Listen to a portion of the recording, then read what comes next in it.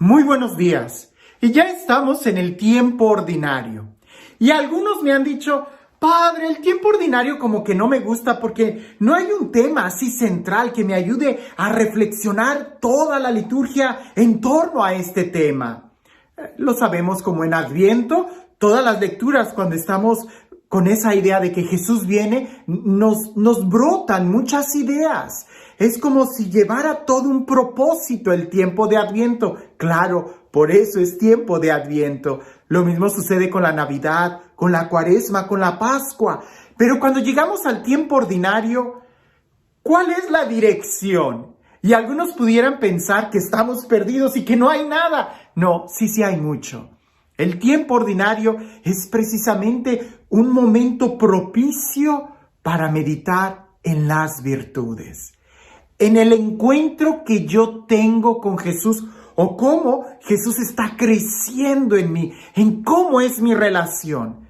El tiempo ordinario es tan amplio y al mismo tiempo tan específico porque se centra en ti y en las virtudes en las cuales debemos de ir creciendo en nuestra vida cristiana.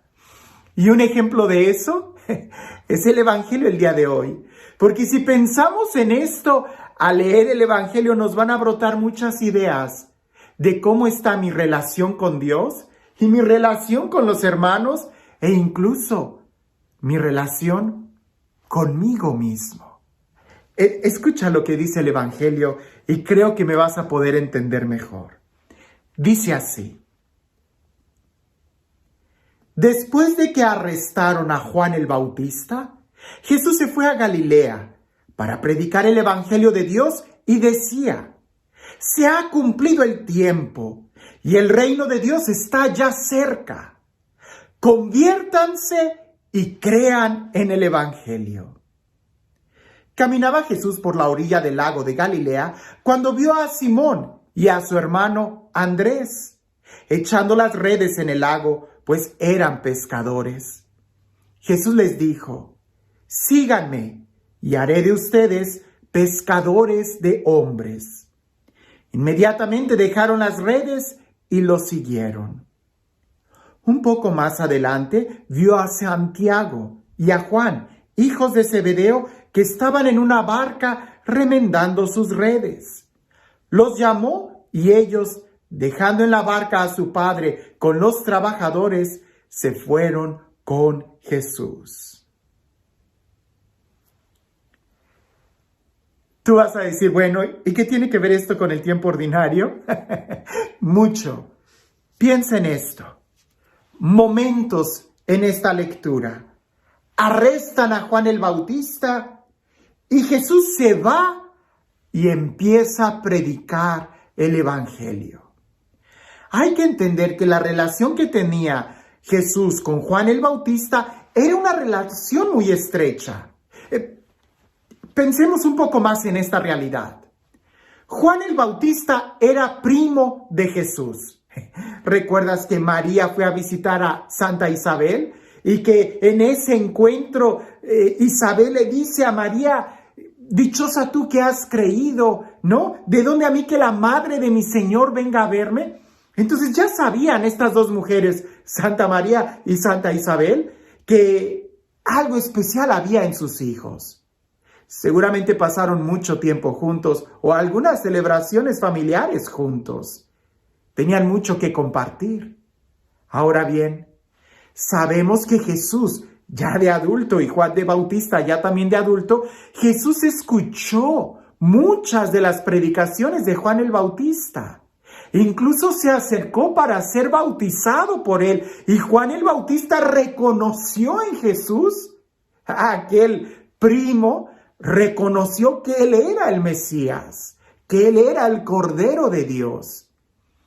Podemos decir que la relación que Jesús tenía con Juan el Bautista era en un nivel personal, lo apreciaba, en un nivel familiar, era su primo, y también en un nivel, pudiéramos decir, profético, espiritual. Pues Juan el Bautista era el que le iba preparando el camino.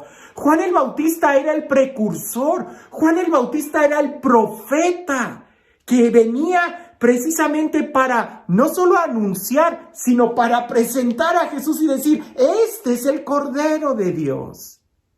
Así como Juan el Bautista sabía quién era él, la voz que clamaba en el desierto, Jesús también sabe quién es él. Ahora, sabiendo todo esto, ¿te imaginas quizás lo que haya pasado en el interior de Jesús al saber que Juan el Bautista fue apresado? Quizás cualquiera de nosotros, al enterarse de una situación así, se llena de miedo, de angustia, de temor. O incluso, por ejemplo, en otro evangelista, cuando hablan de la muerte de Juan el Bautista, presentan a Jesús que inicia también su ministerio. Lo cierto es que Jesús, lejos de cruzarse de brazos, encerrarse lleno de miedo o de angustia y pensar, se fue mi primo, se fue mi amigo, se fue mi maestro, el profeta, se fue el que estaba preparándome el camino, se fue mi precursor. No. Jesús dijo, bueno, ahora es el tiempo. Y él empezó a predicar la palabra de Dios con un mensaje fuerte. El reino de Dios está aquí. Fíjate bien en esto que voy a decir. Jesús no es la continuación del ministerio de Juan el Bautista. Eran dos ministerios totalmente diferentes, pero esto queda bien claro.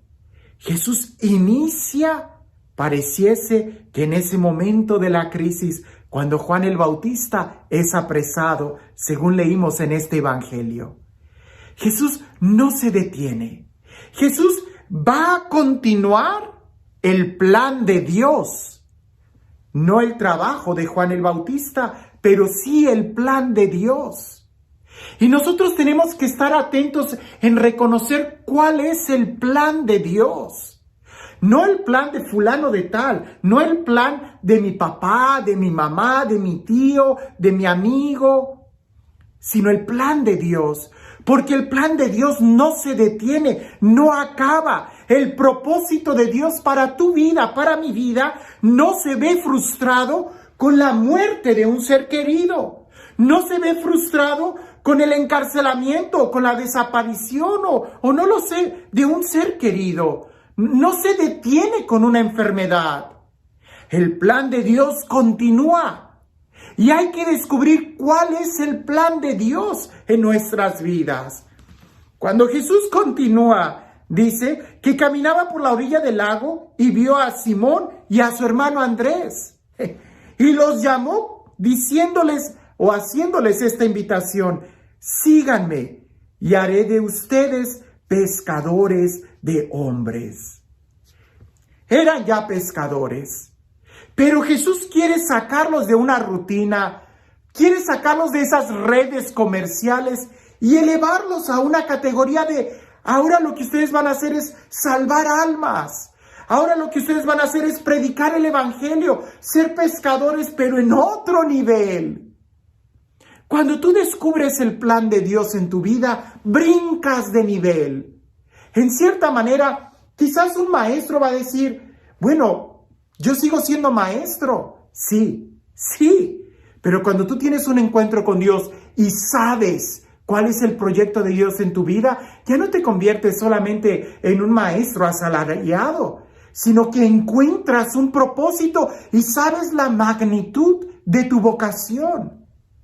Aquel que es doctor, quizás después de tener un encuentro con Dios va a seguir trabajando en un hospital, pero con toda una dimensión diferente, porque ya no va a ser aquel que se queja, que checa la tarjeta y que se va y que nada más va, inyecta, revisa, llena formularios, no, sino que entiende la dimensión que es salvar vidas y el impacto que eso causa. Salvar la vida de un padre de familia es salvar a una familia, es darle el papá a unos niños, a unos hijos, es no dejar huérfano ni viudo a una persona. Lo mismo decir de la mamá y todo, es toda una dimensión. Cuando nosotros solamente vivimos sin saber el propósito de nuestra vida, es como si quisiéramos continuar con el trabajo de los demás y alguien más continuará con mi trabajo cuando yo no esté aquí. Pero cuando tú sabes que hay un propósito y que Dios tiene un propósito para ti, nadie puede tomar tu lugar. Eres importante.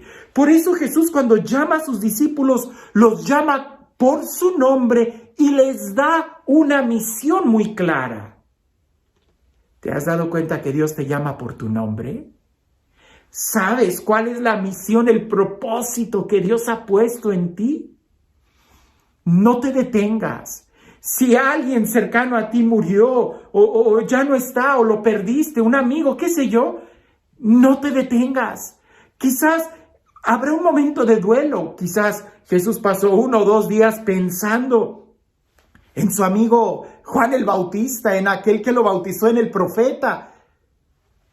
Pero es más importante el plan de Dios en tu vida. Es más importante escuchar a Dios. A quien realmente necesitamos no es a mi maestro, no es a mi sacerdote favorito, no es a la monjita, no es al profeta, es a Jesús. Es a Jesús. Él es el que me llamó. Él es el que te llama. Él es el que le da sentido a nuestra vida. Escúchalo. Y tú también suelta las redes, que Él quiere darte algo mucho mejor. Pero hay que aprender a escuchar y a seguir la invitación que Jesús nos hace. Y este Dios, el Dios del amor, el Dios de la vida, el Dios de la paz, el Dios que nos llama por nuestro nombre, que nos conoce y que le da sentido a nuestra vida, que sea Él quien el día de hoy te bendiga. En el nombre del Padre, del Hijo y del Espíritu Santo. Cuentan por ahí que había un hombre que estaba de peregrino caminando en el bosque, cuando en eso vio un zorro que no tenía patas. Y él se sorprendió porque lo vio muy robusto y dijo, ¿pero cómo puede este zorro sobrevivir si no tiene patas? Solamente se arrastra con algunos bultitos que tiene enfrente. Y se quedó ahí observándolo de lejos, cuando en eso se percató que se acercó un tigre y le soltó un pedazo de carne de una presa que él había tomado y que no había terminado de devorarse porque se llenó. El zorro se alimentó de las sobras que el tigre le llevaba.